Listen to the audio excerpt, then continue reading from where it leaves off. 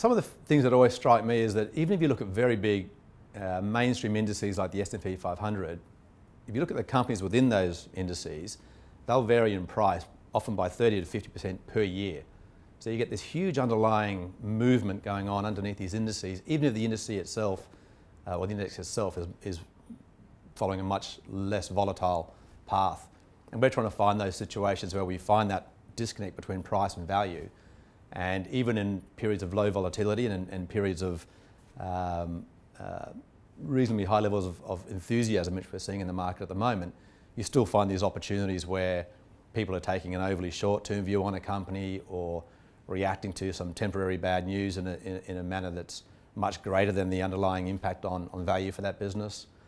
And we see these kinds of opportunities repeat themselves over and over again. And so our job is to find them and take advantage of them when we can.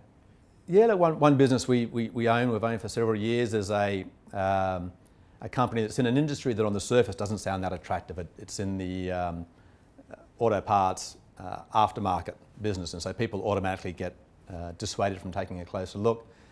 They had some very troubled years where they were generating lots of losses, cash losses, write-offs.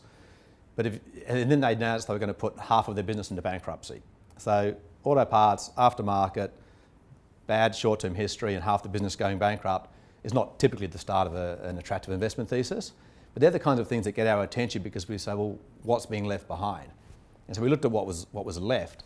And what was left was a business that was growing revenues at more than 10% a year, growing earnings at more than 20% a year, had a very dominant market position in what was essentially an oligopolistic market, so limited competition.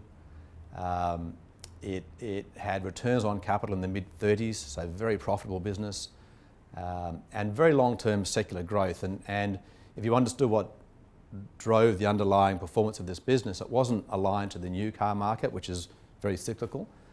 It's aligned to the installed base of cars, and it's much more driven by the repair market.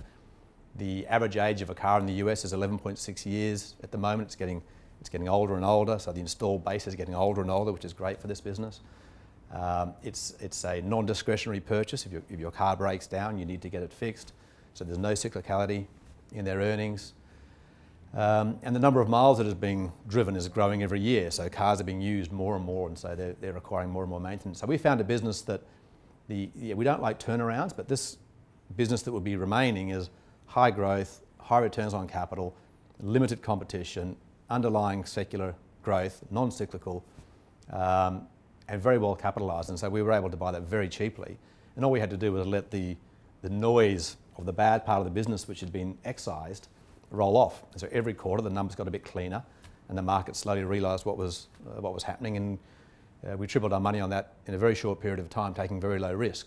So these kinds of situations are always presenting themselves, and we just have to try and be very dispassionate and calmly go about finding them.